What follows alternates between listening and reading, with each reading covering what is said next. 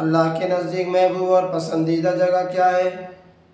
آئیے پیارے نبی صلی اللہ علیہ وسلم کے حدیث سے معلوم کر لیتے ہیں۔ عن ابی ہریرہ رضی اللہ عنہ قال قال رسول اللہ صلی اللہ علیہ وسلم احب البلاد الى اللہ مساجدها وابغض البلاد الى اللہ اسواقها۔ مسلم کی روایت ہے، اللہ کے نبی صلی اللہ علیہ وسلم نے فرمایا کہ شہروں میں بہترین جگہ اللہ رب العالمین کے نزدیک محبوب اور پسندیدہ جگہ مسجدیں ہیں، اور اللہ کے نزدیک مبغوض اور ناپسندیدہ جگہ شہروں میں بازاریں ہیں۔ کیوں؟ اس لیے کہ مسجد میں آنے کے بعد یا تو اللہ کے لیے نماز پڑھتا ہے، یا قرآن کی تلاوت کرتا ہے، یا ذکر و اذکار کرتا ہے، یا استغفار اور توبہ کرتا ہے، اور جب تک وہ مسجد میں رہتا ہے فرشتوں کے ساتھ میں رہتا ہے، اور جب بھی مسجد سے باہر نکلتا ہے اللہ رب العالمین کی رحمتوں سے بھرپور ہو کر کے مسجد سے باہر جاتا ہے۔ اس کے برعکس بازاروں میں کیا ہوتا ہے؟ بازاروں میں فراڈ ہوتا ہے، دھوکہ ہوتا ہے، چوری ہوتی ہے، اس طریقہ سے گناہ اور برائیوں کے بہت سارے مواقع جو بازاروں میں فراہم ہوتے ہیں وہ کہیں اور فراہم نہیں ہوتے ہیں۔ اس لیے محترم حضرات، بازاروں کو آباد کرنے سے بہتر ہے کہ مسجدوں کو آباد کریں۔ آپ اپنے سماج اور معاشرے کا جائزہ لیجئے۔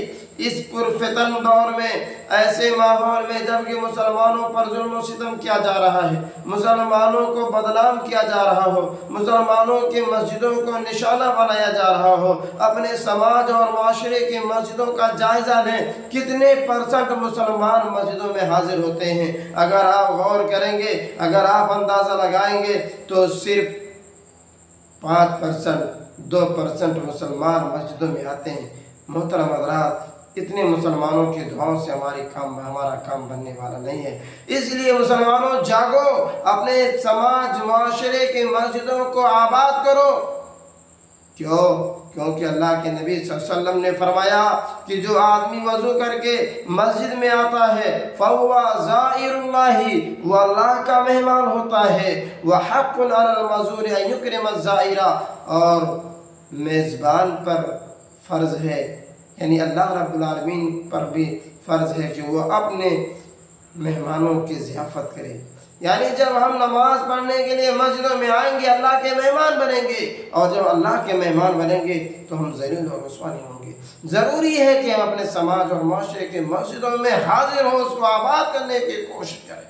اللہ کے نبی صلی اللہ علیہ وسلم فرماتے ہیں من غدا الی المسجد او راحا، جس نے صبح کے وقت مسجد میں آیا یا شام میں آیا، اعد اللہ لہ فی الجنت نزلا، اللہ اس ایسے بندے کے لیے جو صبح و شام مسجد میں حاضر ہوتا ہے، اللہ اس کے لیے جنت میں میزبان تیار کرتا ہے، میزبانی کے سامان تیار فرماتا ہے۔ کلما غدا او راحا، اور جب صبح و شام جب بھی وہ آئے اللہ تعالیٰ اس کے لیے جنت کے اندر میزبانی تیار کرتا ہے۔ اس لیے محترم حضرات، ہمیں اور آپ کو چاہیے کہ اپنے سماج، اپنے گلی، اپنے محلے میں پائے جانے والی مسجدوں کو آباد کریں، اللہ سے دعائیں کریں، اللہ سے روئیں، اپنے معاملات کو اللہ رب العالمین کی بارگاہ میں پیش کریں۔ اللہ رب العالمین ہماری سننے والا ہے۔ حضرت ابو ہریرہ رضی اللہ تعالیٰ عنہ سے ترغیب و ترہیب کی روایت ہے، ایک مرتبہ مدینہ کی کسی بازار میں گئے، لوگوں کو دیکھا اور فرمایا کہ تمہیں کس چیز نے عاجز کر رکھا ہے؟ ان لوگوں نے، ان بازاریوں نے کہا کہ کس چیز سے؟ حضرت ابو ہریرہ رضی اللہ تعالیٰ عنہ فرماتے ہیں کہ مسجد کے اندر رسول اکرم صلی اللہ علیہ وسلم کی وراثت تقسیم ہو رہی ہے، تم اپنا حصہ کیوں نہیں لے لیتے؟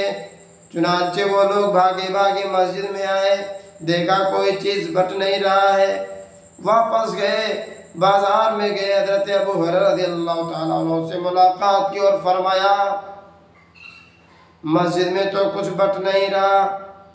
حضرت ابو ہریرہ رضی اللہ تعالیٰ عنہ فرماتے ہیں کہ کیا مسجد میں جانے کے بعد تم نے کیا دیکھا؟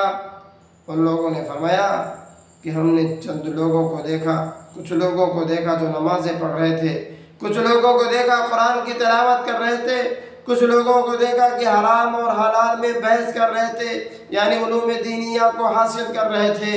محترم حضرات، مسجد میں آنے کا یہی فائدہ ہوتا ہے، یا تو آدمی اللہ کے لیے نماز پڑھے گا، یا قرآن کی تلاوت کرے گا، یا دین یا علوم شرعیہ حاصل کرے گا۔ اس لیے ضروری ہے کہ ایسے ماحول میں ہم تمام لوگ مسجد کے اندر آئیں، مسجد کو آباد کریں۔ مسجد کو آباد کریں گے، اللہ کی نعمتوں کے سائے تلے ہوں گے۔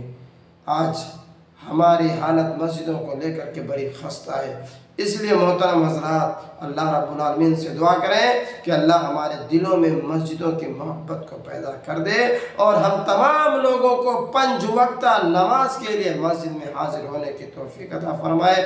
ہم تمام لوگوں کو زیادہ سے زیادہ نمازیں پڑھنے، دعا اذکار اور توبہ استغفار کرنے کی توفیق عطا فرمائے۔ اللہ رب العالمین ہماری مصیبتوں کو، پریشانیوں کو ٹالنے والا ہے۔